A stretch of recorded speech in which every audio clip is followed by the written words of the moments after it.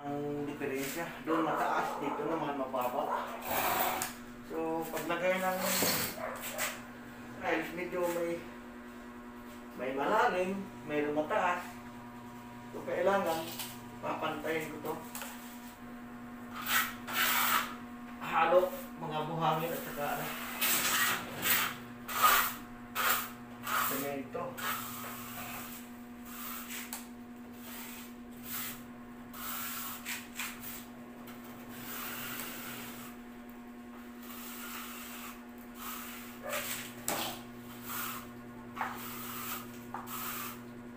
Ikinisin ko lang siya sa pamamagitan nito. Kasing floor level tiles, floor level.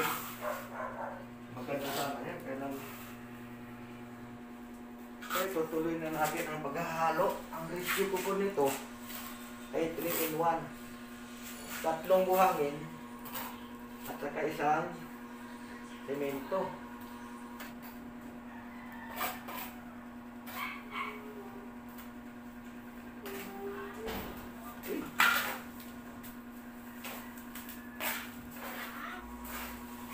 Kasi pag bibiglain ko naman, pwede naman yun.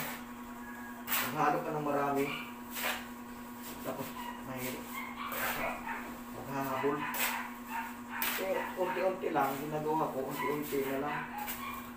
Mga 3 cans, isang cans na semento,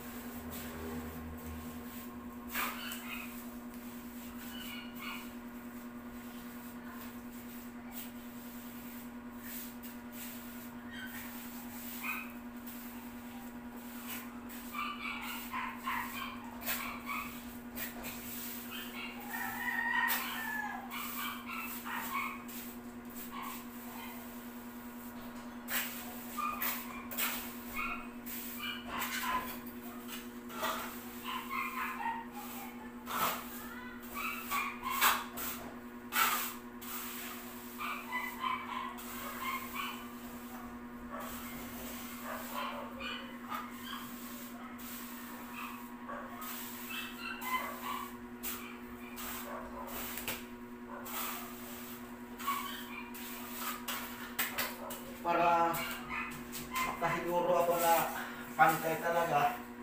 Nagamitan ko ng bara. Ayan.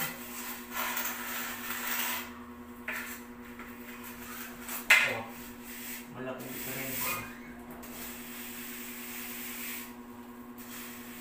Maganda kung may bara. Pwede kahoy o ganito na ang gamit ko. Mas magaan ito eh. Aluminum.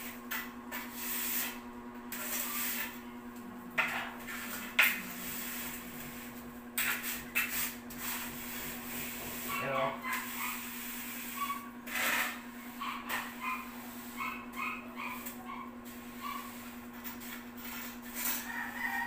malaki yan eh. Diferensya eh. Maganda talaga pag may bara.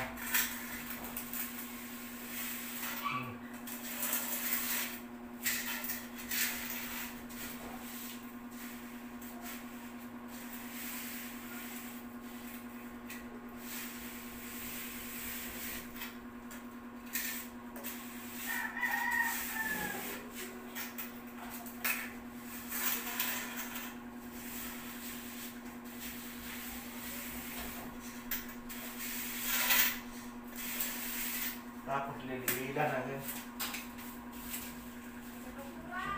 Maliit na level ko.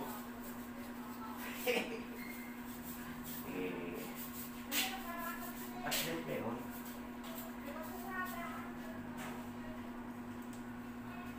Ayan. Level na siya.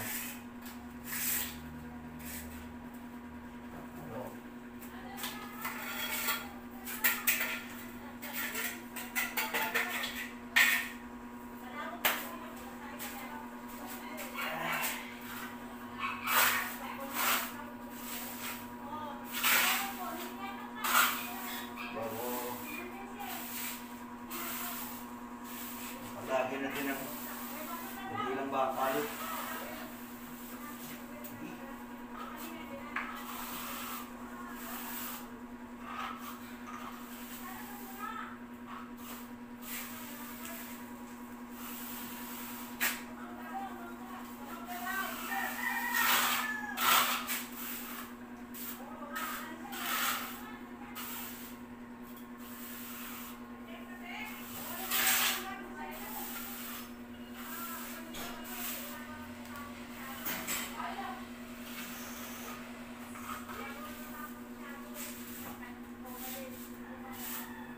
Hindi ako marunong talaga pa nito dati. Yan, pinag-aralan ko kung paano ginawa ng mga mason. Yung pala pag ganito na, hindi mo kailangan hindiin o hindiin. Kasi pag diniin mo, malamang uuka o lalalim. Kailangan lang medyo alalay.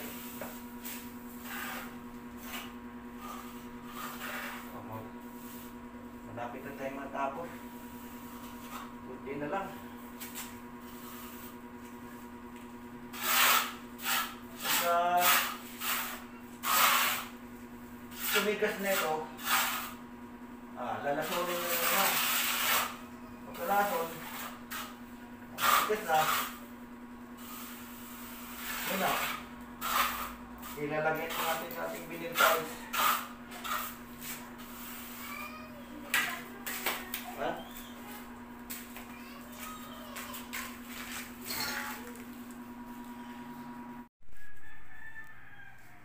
So, dito naman tayo sa pinakasala niya. Sala kwarto. Tapos ko nang binakbak yung mga vinyl tiles na luma.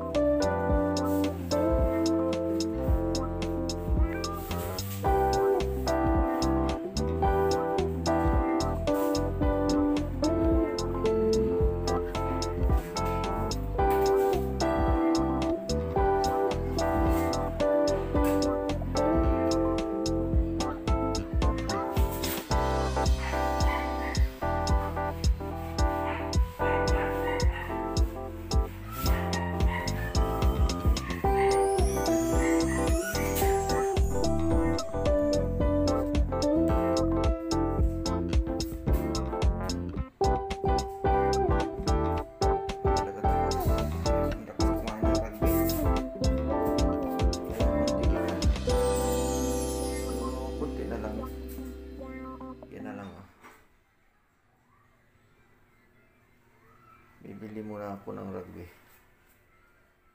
Baka para maikabit ko na lahat. Ito matatapos na mamaya. So, hintay-hintay na lang tayo ha.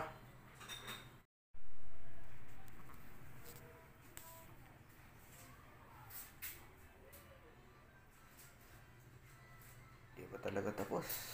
Ang lakas kumain ng rugby. Saka yung pandikit niya. So, kunti na lang. Yan na lang.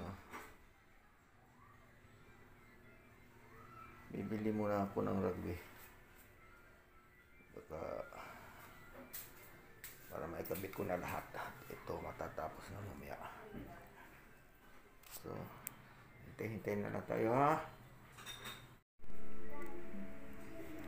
Yan. Tapos ko rin. Paglalagay ng middle tiles. Hindi gaano kaganda. Bahala na lang. Para talaga gagawa sa akin. Hindi masyado. Yan na siya. Ito na yung last part na ito. Pagtatrabaho.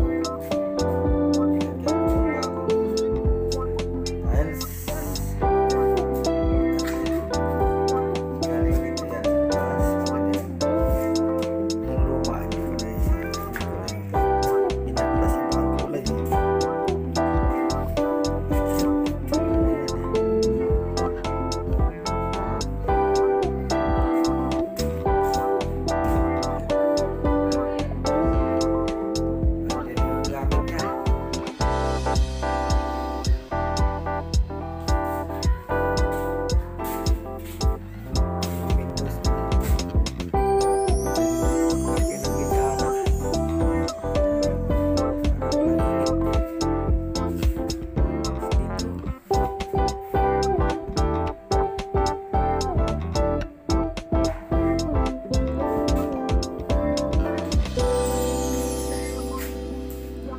Salamat po sa inyong panonood at sana po huwag niyo kalimutan na mag-subscribe at comment. Salamat po sa inyong lahat.